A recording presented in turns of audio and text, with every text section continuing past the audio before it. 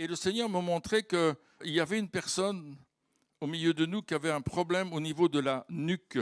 Le côté gauche de votre nuque vous fait mal. Et peut-être quelqu'un qui nous regarde en direct, mais la nuque faisait mal. Et quand je reçois ce genre de feeling, c'est-à-dire que Dieu veut guérir quelqu'un. Et bien sûr, c'est à vous de saisir la parole de connaissance, parce que moi, je ne sais pas qui a ce problème dans la salle, et je ne sais pas si vous avez ce problème, mais si vous saisissez la guérison, tu as levé la main là-bas, c'est toi qui as ça?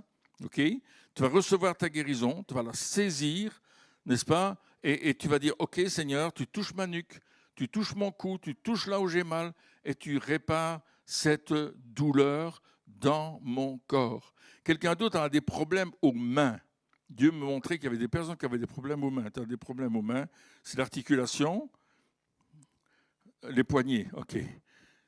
Quelqu'un d'autre a ce genre de problème? OK. Donc, recevez, prenez votre guérison là. Elle est en train de venir, en train de se faire dans le nom de Jésus. Hein? On n'a pas spécialement besoin de prier pour vous. Il y a deux choses qui peuvent se passer. Soit nous touchons Jésus et nous recevons la guérison, soit nous venons à Jésus et nous recevons la guérison. Il y a deux choses différentes et Jésus vient vers nous et nous touche. Soit je vais le toucher lui ou c'est lui qui me touche.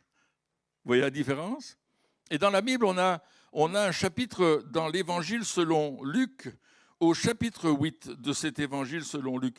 Et j'aime beaucoup Luc, on est en train d'étudier, d'ailleurs le mercredi, on étudie les Actes des Apôtres, et les Actes des Apôtres ont été écrits par Luc. Luc était médecin. Et Luc, c'était un peu comme un enquêteur. Il n'a pas écrit l'Évangile de Luc comme ça, voilà, tout ce qu'on lui a raconté. Non, il a vérifié que ce qu'il écrivait, c'était juste, c'était vrai, et qu'il y avait plusieurs témoins qui avaient le même message que lui recevait. Et c'est comme ça qu'on a l'évangile de Luc. Et l'évangile de Luc est un bel évangile, nous parle de beaucoup de choses. Je vous invite à le relire, si vous ne l'avez pas encore lu, dans la Bible, qui est la parole de Dieu.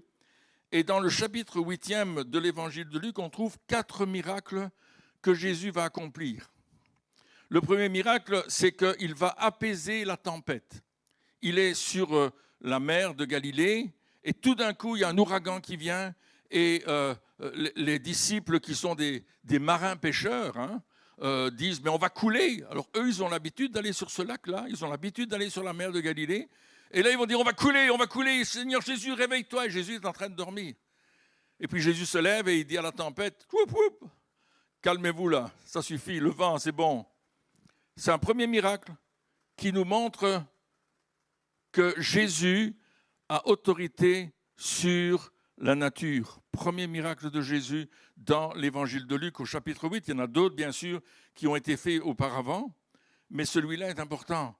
Jésus a autorité sur la nature. Le deuxième miracle que Jésus va faire, c'est qu'il va délivrer un démoniaque, quelqu'un qui est possédé par un démon, et qui vraiment vit quelque chose de pas possible. Et là, qu'est-ce que Jésus fait? Il va chasser le démon.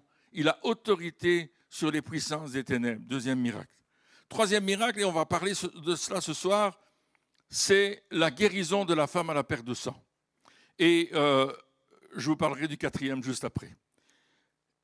La guérison de la femme à la perte de sang nous montre que Jésus a autorité sur la maladie, la nature, les démoniaques, les démons, et aujourd'hui, on va voir la guérison et sur la mort. Wow! Amen, en ressuscitant la fille de Jaïrus. Ça, c'est le quatrième miracle. Et on voit au chapitre 8 de l'évangile de Luc, au verset 40, il est écrit ceci. À son retour, Jésus fut reçu par la foule, car tous l'attendaient. Et en fait, la traduction dit plus exactement « par une foule joyeuse ». Est-ce que vous êtes joyeux ce soir? Une foule joyeuse, est-ce que c'est comme ça reste comme ça? C'est comment que ça fait une foule joyeuse? Waouh! Allez, faites-moi une foule joyeuse encore plus joyeuse que ça. Allez! Il y a une foule joyeuse qu'attend Jésus. Parce qu'ils sont là, il dit, waouh, waouh, waouh, Jésus est là. Vous imaginez, qu'est-ce qui s'est passé? Jésus, les gens connaissent le Seigneur et ils voient cette foule qui est là, ils sont là, ils attendent Jésus. Quand ils voient qu'il est là, la foule court vers lui. Tout le monde veut le toucher, tout le monde veut, et on en parlera tout à l'heure, veut être avec lui. Est-ce que vous voulez être avec Jésus ce soir? Amen. Je ne vous appelle pas à être dans une religion. Je vous parle d'être avec Jésus, le Fils de Dieu, qui est venu et qui est là ce soir, parce qu'il est vivant, il est ressuscité. Alléluia. Alors, il y a cet homme qui vient vers Jésus, il s'appelle Jairus. Et cet homme, il vient vers Jésus et puis il dit simplement, écoute, ma fille est en train de mourir et j'aimerais que tu fasses quelque chose. Viens chez moi parce que tu peux la guérir. La réputation de Jésus, elle est là depuis longtemps. La réputation de Jésus, elle l'a précédé. Et c'est pourquoi les gens, tout d'un coup, ils se disent, on va aller vers Jésus. Et Jairus, qui est sans espoir parce que les médecins lui ont dit, ta fille est à l'extrémité, elle va mourir, c'est le dernier jour de sa vie. Et là, il ne sait plus quoi faire. Et la seule solution, c'est Jésus. Souvent, dans notre vie, la seule solution, c'est Jésus. Vous avez remarqué? Il y avait quelqu'un qui disait, moi, je ne crois pas en Dieu. Ni Dieu, ni diable. J'avais rencontré à la gare de Mons. Et on avait été là, et puis il avait ouvert sa chemise, il avait un tatouage avec un énorme démon sur la poitrine, et il ouvre sa chemise et il me dit, ni Dieu, ni diable. Et tous les gens autour de moi ont été effrayés, ils se sont cachés à gauche, à droite. Mais moi, je suis resté là, j'ai dit, mais Dieu t'aime. Est-ce que tu sais que Jésus t'aime et qu'il est mort pour toi sur la croix? Il me dit non. Mais tu vois, on va s'asseoir. On s'est assis tous les deux, on a commencé à parler. Et cet homme qui faisait peur à tout le monde, il est devenu comme un petit garçon. Et il a donné sa vie à Jésus. Il a dit, moi je veux connaître ce Jésus que tu me parles. Non pas le diable, mais Jésus.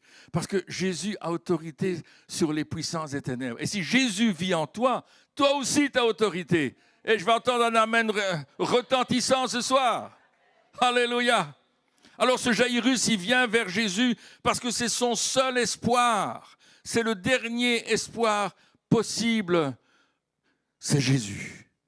Et là, il vient vers lui et il est désespéré. Et Jésus dit, je vais avec toi. Évidemment, il s'en va et qui c'est qui le suit?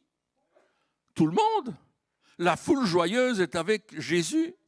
Et elle se dit, on va voir ce qu'il va faire. Parce que Jésus, il était réputé pour guérir les malades. Comme Christine le disait, tous les malades qui sont venus vers lui, Jésus les a guéris. Ils ne sont pas retournés malades, ils sont retournés guéris. Hello? Est-ce que ça, ce n'est pas une bonne sécurité sociale? Amen. Ça ne te coûte pas trop cher. C'est Jésus qui a pris ta maladie à la croix. Et voilà qu'ils vont suivre Jésus. Et pendant qu'ils suivent Jésus, et les gens étaient pactés autour de Jésus. Hein. Ils le serraient de près, ils étaient contre lui. Et pendant qu'ils suivaient Jésus, il y a une femme qui était là, 12 ans malade. C'est long, hein? Qui est-ce qui a déjà été une année malade? Une année complète? 2 années? 3 années? 4 années? Ça dure, hein, quand on est malade longtemps, des maladies à longue durée. Et cette femme, elle a une maladie à longue durée, 12 ans qu'elle est malade. Et je prie aujourd'hui que les gens qui ont des maladies à longue durée prennent leur guérison en Jésus. Que vous preniez votre guérison en Jésus. Parce qu'avec Jésus, le temps n'existe pas. Et cette femme est là et elle se disait ceci. Si je peux seulement toucher le bord de son vêtement, je serai guérie. Elle veut toucher le bord du vêtement de Jésus. Ça représente quelque chose d'important pour cette communauté qui est là. Toucher le bord du vêtement de Jésus. Et elle se dit, je vais le toucher. Et elle ne peut pas, selon la loi, passer dans la foule. Surtout qu'elle est impure, elle perd du sang. Mais elle va quand même s'approcher de Jésus. Et elle va toucher son vêtement. Si je peux seulement toucher son vêtement, je serai guéri. J'aimerais que tu réfléchisses à cette parole.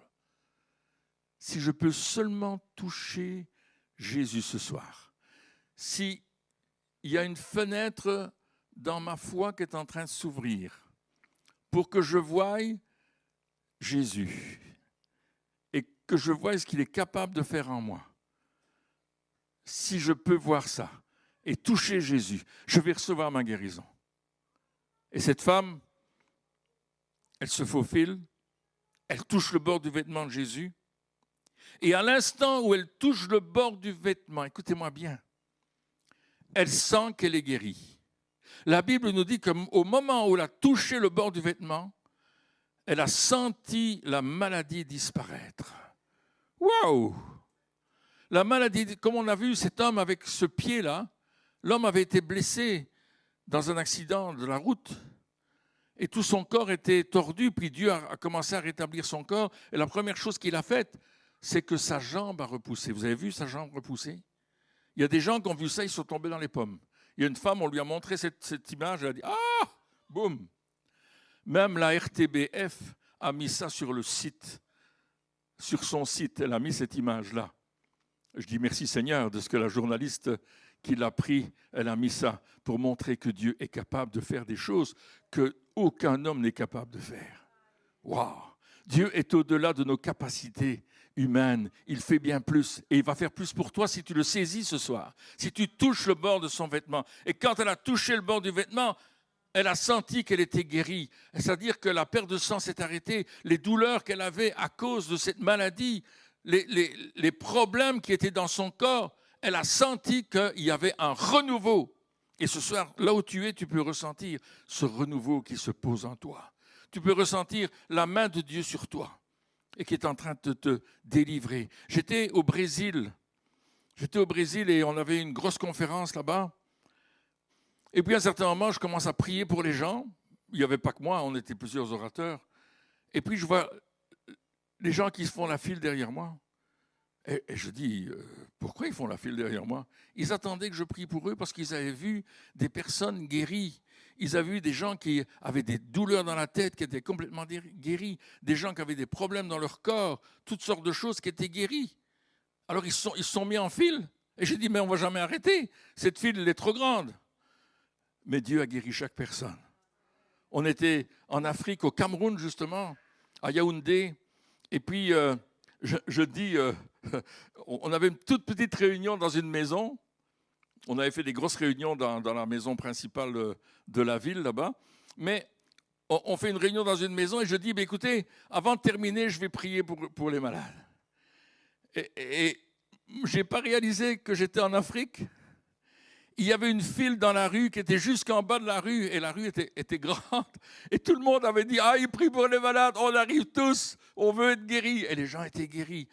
On a dû aller vite parce qu'il y en avait beaucoup. Et puis moi, j'avais un autre rendez-vous après, à un autre endroit, donc on a dû aller vite. Et les gens étaient guéris les uns après les autres et ils témoignaient de leur guérison. Parce que Dieu est un Dieu qui guérit.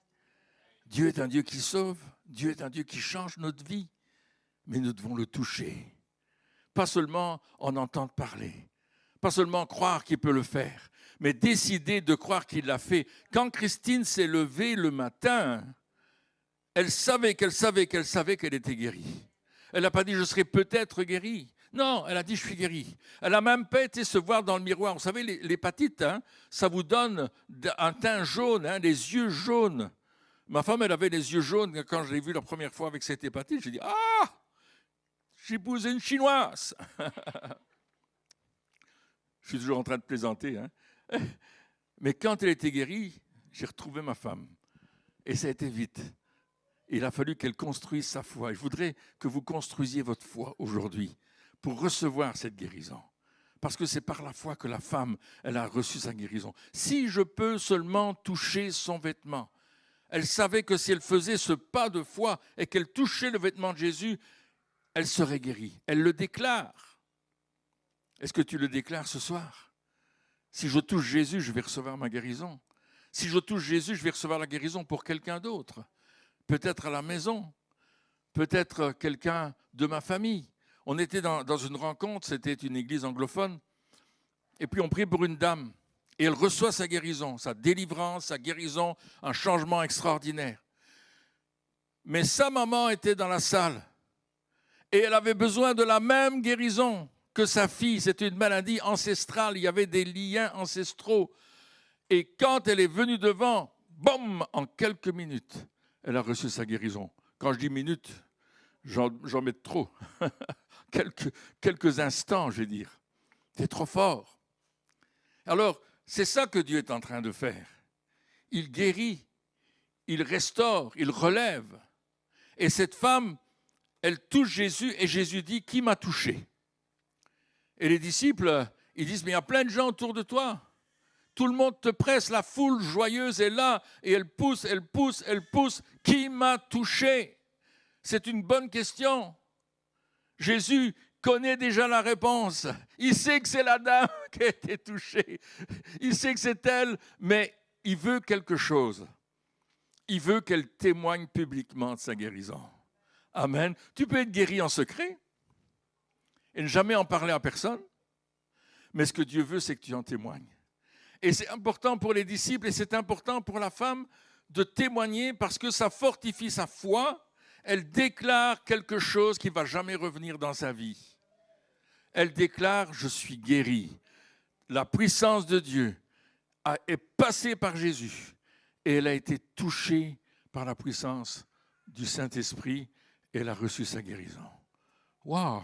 Ce soir, si tu viens vers Jésus et que tu touches son vêtement, cette puissance va venir en toi. Ta foi va rencontrer la puissance de Dieu. Mais tu as besoin d'un point de contact. Tu as besoin d'un point de contact. Le point de contact, qu'est-ce que c'est? Je l'explique souvent comme ça. Moi, quand j'arrive à la maison, toutes les lumières sont éteintes. C'est le soir, tout est éteint.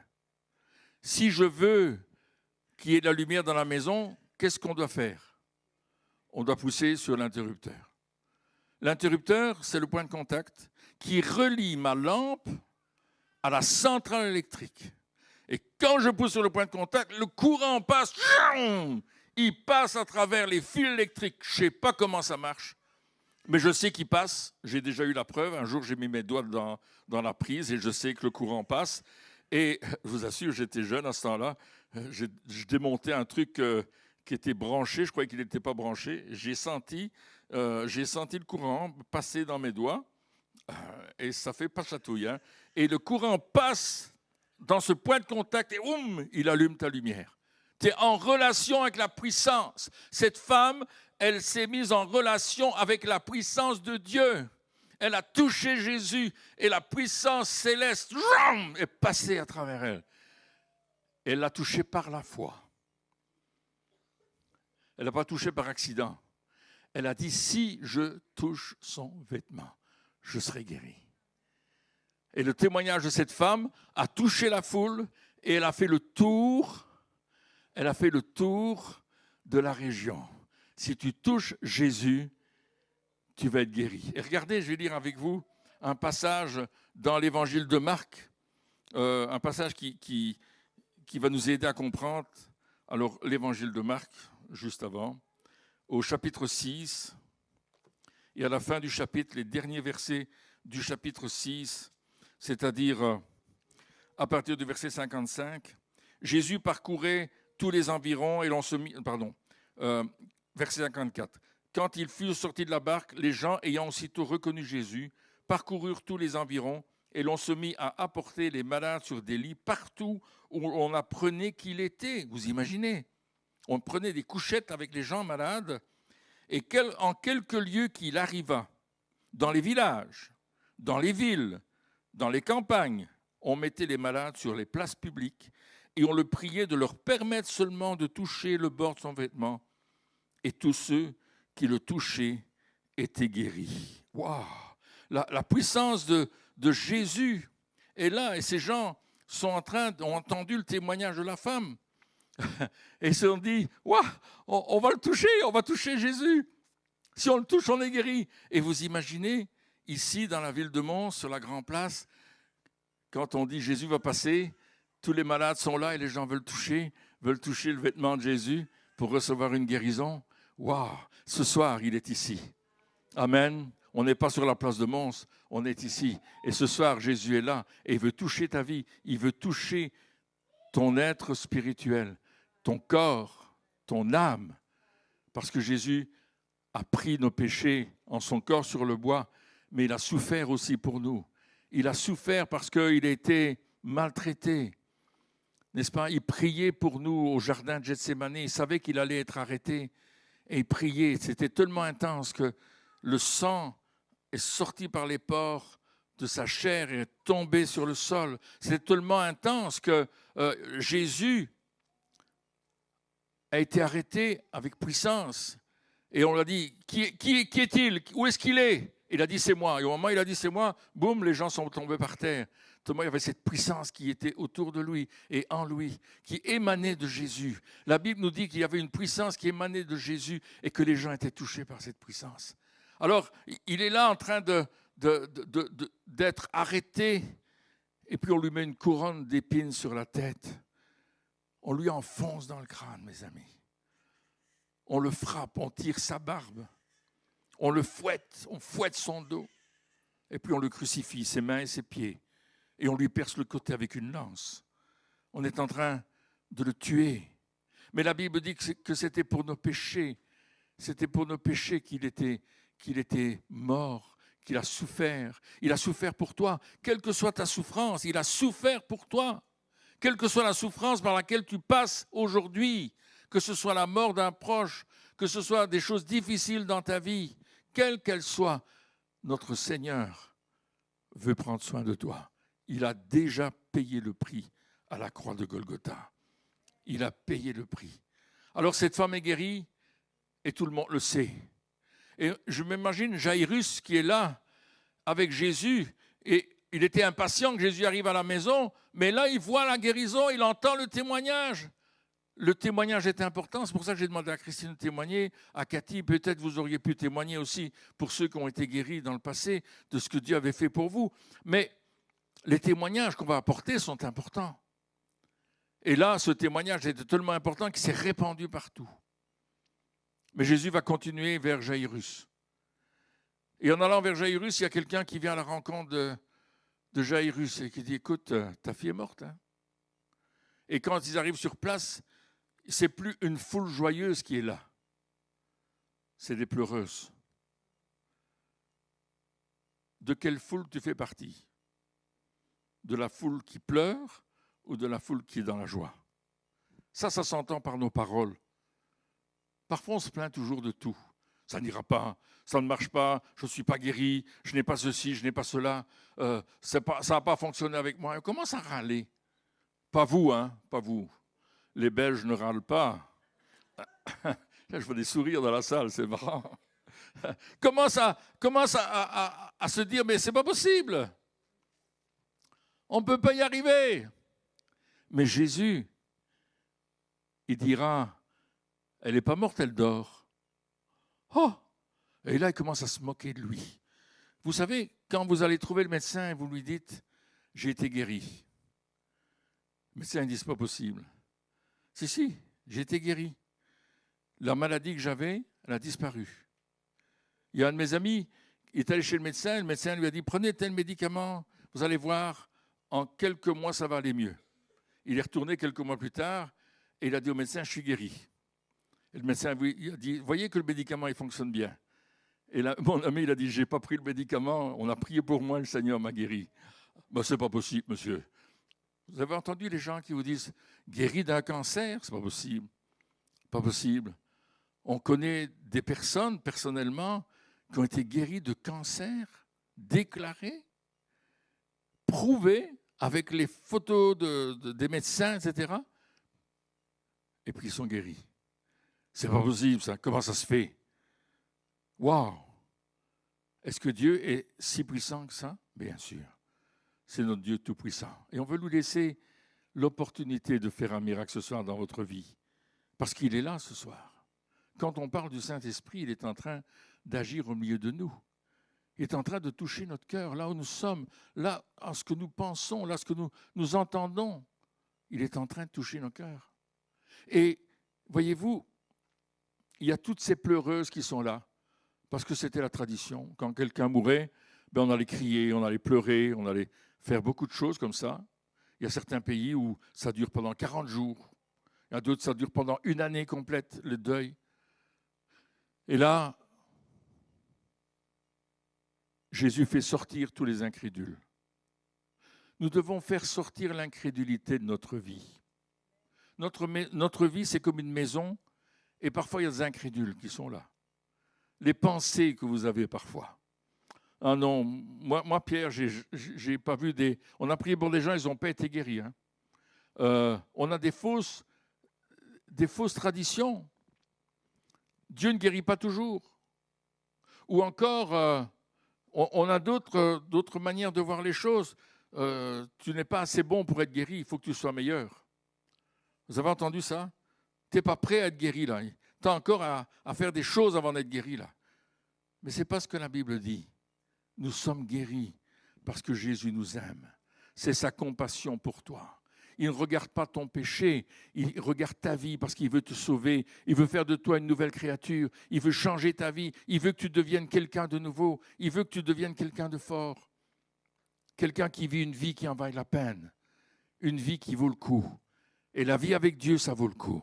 La vie avec Dieu, ça vaut le coup. Alléluia. La vie avec Dieu, ça vaut le coup, mes amis.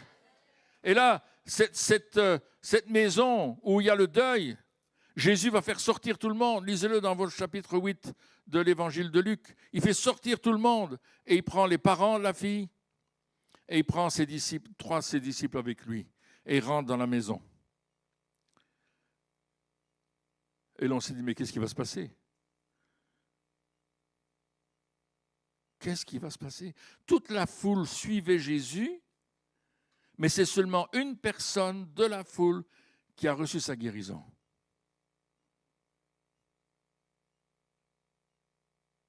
Vous comprenez ce que je veux dire? Vous êtes là ce soir? C'est votre foi en contact avec Jésus qui va recevoir la guérison. La femme, à la perte de sang, elle a touché Jésus. Elle a tout fait pour le toucher. Et vous qui êtes là ce soir, vous êtes venus pour toucher Jésus. Vous avez décidé de le toucher. Mais Jésus, avec la fille de Jaïrus, il va toucher la jeune fille. C'est lui qui va le toucher. Il va prendre la main de la jeune fille et va lui dire « Lève-toi ». Elle est morte. Elle est déclarée morte. Elle est déclarée terminée. Encéphalogramme plat. Plus de mouvement de vie dans le corps de cette jeune fille. C'est fini. Terminé. Pour les hommes, mais pas pour Dieu. Il le prend par la main et la jeune fille se lève. Et il dit à ses parents, donnez-lui à manger. Waouh! Ça, c'est quelque chose, n'est-ce pas? Il y avait cette femme, et j'aime raconter cette histoire. Vous la connaissez pour certains. On n'a pas filmé, on n'a pas mis sur Internet, on n'en a pas parlé. À l'époque, ça n'existait pas. Mais cette femme est morte devant moi, ici, à l'église. Pas dans ce bâtiment-ci, mais dans cette ville ici. Elle est tombée morte pendant le culte. Elle est tombée morte. Et j'ai une infirmière qui a vérifié qu'elle était bien morte. J'ai une autre personne qui a vérifié qu'elle était bien morte. Des gens professionnels qui ont regardé leur cœur, qui ont regardé le cœur de la dame, qui ont regardé sa respiration, qui ont vu les évidences qui étaient sur elle, comme quoi elle était morte. Mais ce jour-là, lorsqu'on m'a demandé si on appelait une ambulance, j'ai parlé de la part de Dieu sans le savoir. Et j'ai dit non, on va prier pour elle. Et évidemment, tout le monde m'a regardé avec un point d'interrogation sur le front. Tu vas prier pour elle, mais elle est morte. C'est fini. Elle avait perdu ses dents, elle était bleue, elle avait perdu ses urines, elle était affalée sur elle-même, il n'y avait plus de vie, plus de mouvement, le cœur ne battait plus, il n'y avait plus de respiration. Elle était morte. Mais le Saint-Esprit m'a poussé à faire quelque chose qui était surnaturel. J'aurais fait de moi-même, je n'aurais jamais osé. Mais là, j'ai déclaré quelque chose. Et c'est la puissance du Saint-Esprit qui est venue à travers moi et qui a parlé et qui m'a conduit, qui nous a conduits. On était 3 à prier pour elle, on était autour d'elle Et moi, j'étais le plus jeune et j'entendais que les autres qui étaient plus âgés que moi prennent la prière. Je ne savais pas trop ce qu'il fallait dire. Je n'avais jamais prié pour un mort. Mais à ce moment-là, j'ai prié. J'ai dit, Seigneur, fais quelque chose. Tu la reprends ou tu la laisses, mais dans le nom de Jésus, tu fais quelque chose. Et quand j'ai prononcé le nom de Jésus, et j'avais ma main sur elle, la femme a commencé à trembler. Elle a commencé à bouger les mains. Et puis à un certain moment, elle a levé la tête. Elle m'a regardé. Elle m'a dit, qu'est-ce qui m'est arrivé? Il m'est arrivé quelque chose. Exactement, c'est ça qu'elle a dit. Il m'est arrivé quelque chose. Et je lui ai dit, j'ai pas osé lui dire qu'elle était morte. Mais elle nous a dit qu'elle était montée au ciel dans la présence de Jésus. Elle savait que c'était lui. Elle n'a pas vu son visage. Elle a vu cette grande lumière, ce personnage lumineux qui était là. Mais il y avait un environnement avec des couleurs qu'elle n'avait jamais vues et un son qu'elle n'avait jamais entendu, la musique qu'elle n'avait jamais entendue. Et Jésus lui a dit, retourne parce qu'ils sont en train de prier pour toi. Et là, elle est revenue à la vie. Et cette dame qui s'appelait Ovida a vécu encore des années en bonne santé jusqu'à ce que le Seigneur la reprenne. Mais ça, c'était le miracle de Dieu. Ce n'était pas mon miracle, ce n'est pas moi qui l'ai fait, c'était Dieu qui l'a accompli. C'est Dieu qui nous a conduits, c'est Dieu qui nous a dirigés pour cela, pour voir ce miracle. Et c'est comme ça que Dieu agit. Il nous conduit pour voir un miracle. Il te conduit pour que tu reçoives un miracle.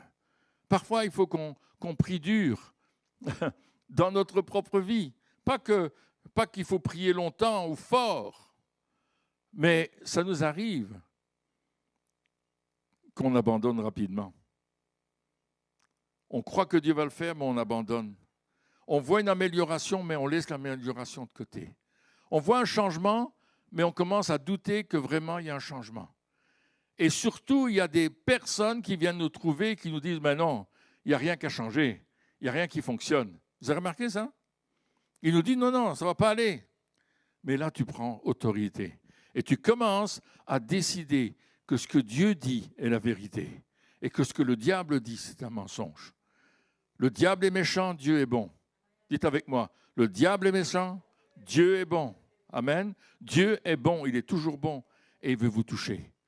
Ce n'est pas le Dieu que les hommes connaissent, que les hommes décrivent. J'entends souvent ces questions, si Dieu existait, il n'y aurait pas de guerre, il n'y aurait pas ceci, il n'y aurait pas cela. Mais est-ce que c'est Dieu qui fait les guerres? C'est les hommes qui se battent entre eux. C'est les couples qui se battent entre eux. C'est le mari et la femme qui se battent entre eux. C'est les enfants contre les parents. Vous avez remarqué ça? Ça, c'est le siècle d'aujourd'hui. Ça a toujours été. Mais pire que jamais, ce n'est pas Dieu qui vend de la drogue dans la rue. En tout cas, je ne l'ai jamais vu. Si vous l'avez vu, dites-le moi. Mais ils ne vendent pas la drogue dans la rue. Ce n'est pas Dieu qui vous pousse à boire. C'est le diable. Parce que lui, il est mauvais et veut détruire votre vie. Alors ce soir, nous avons affaire à un bon Dieu. Nous sommes dans la ville du bon Dieu. Nous sommes dans l'endroit où Dieu est bon et veut toucher votre vie. Quelle que soit votre condition, Dieu veut vous toucher.